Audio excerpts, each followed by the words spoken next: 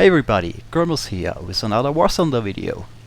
So, this time I bring you the first part of a little basic arcade maneuver guide I wanted to do since a while now. A little bit about this series. I plan on doing a few of those videos, each showcasing a flight maneuver you can do in Warthunder, how it is done, and then bring you a few examples of how it can be utilized in the game. I will start with relatively simple things, and then in later videos show you some more complex maneuvers. But make no mistakes, the simple stuff is usually the most useful and has a lot more applications than the more complex maneuvers. So, let's start with this video's flight maneuver, the barrel roll.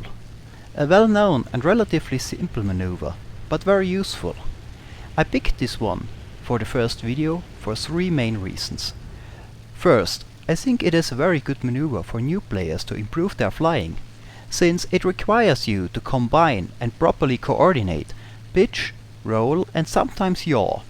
Practicing and using barrel rolls will help you improve your three-dimensional maneuvering when you are new to this kind of game. The second reason, the barrel roll acts as a basis for a little more advanced maneuvers, like the leg displacement roll, for example. Maneuvers that I maybe show you in later videos. And last but not least, as I already said, the barrel roll is simply very useful and one of my most used techniques in Warthunder. Well, let's take a look how a barrel roll looks like.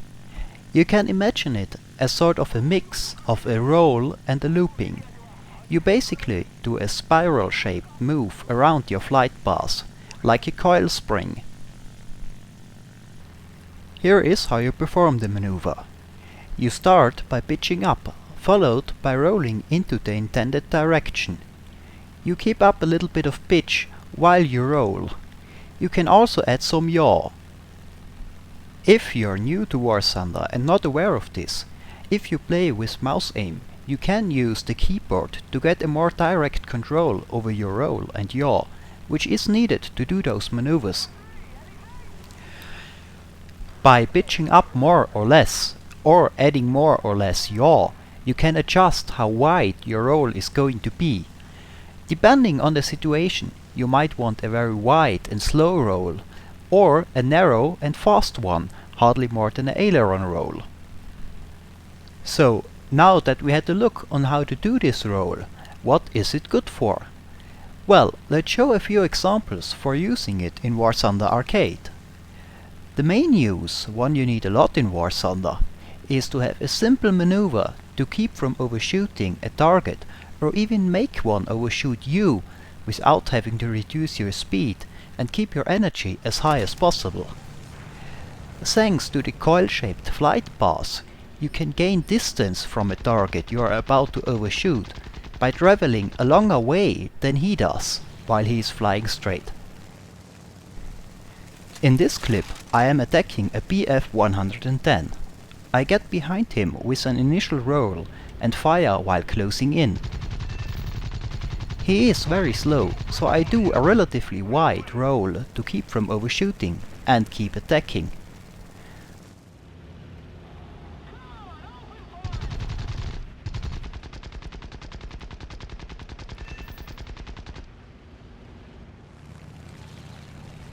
I am just about to roll in for the next pass when an unfriendly buffalo disturbs my rolling, and this is a good example why keeping your distance with a roll instead of cutting your own speed is useful.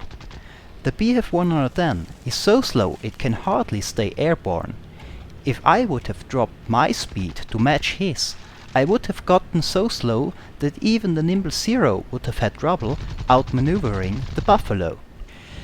You always want to keep your speed and your energy up. It gives you more options to react.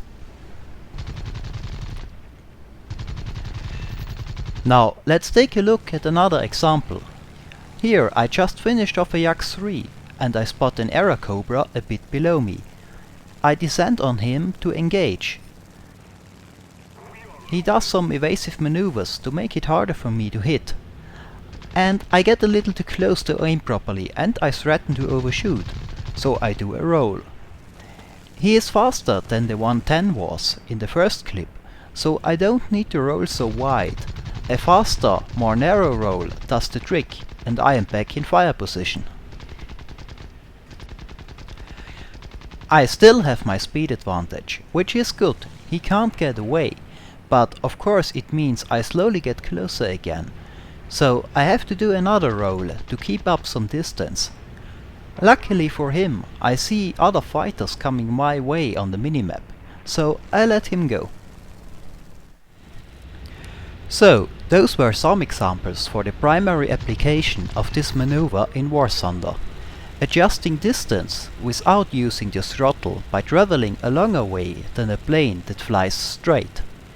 The next application I want to show you has a bit to do with a personal preference of mine.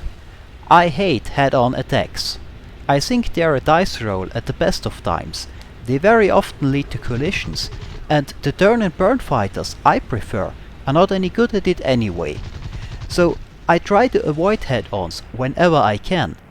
However, how do you do that when you see a plane coming right at you, at the same altitude in you, and maybe already relatively close? If you turn away from him or dive, he can get behind you. If you turn toward him, you are in a head-on situation, and I want to avoid that. What I do in that case is utilize a barrel roll to avoid his fire. After I have done that and my opponent has passed me, I can enter a turn fight, or, should the situation call for it, continue straight or dive to outrun the other guy. Let's take a look at such a situation. I have a Corsair coming straight at my zero. I am not fast enough to outrun him, and I most certainly don't want to do a head-on attack in my zero against the F4U. So I do my barrel roll defensive move and let him pass me. He turns after he passed me, which is exactly what I want. I can enter a turn fight in my zero, and I get a lucky hit on his cockpit on top of that. Here is a similar example against a Yak 9D. Again, avoiding his fire with a surprising roll, and then entering a turn fight, which he luckily for me takes. I would not be able to catch him should he decide to just fly straight in this case, but at least the danger of a head-on against a Yak 9D would be over. Now, let's take a look on how to do this move.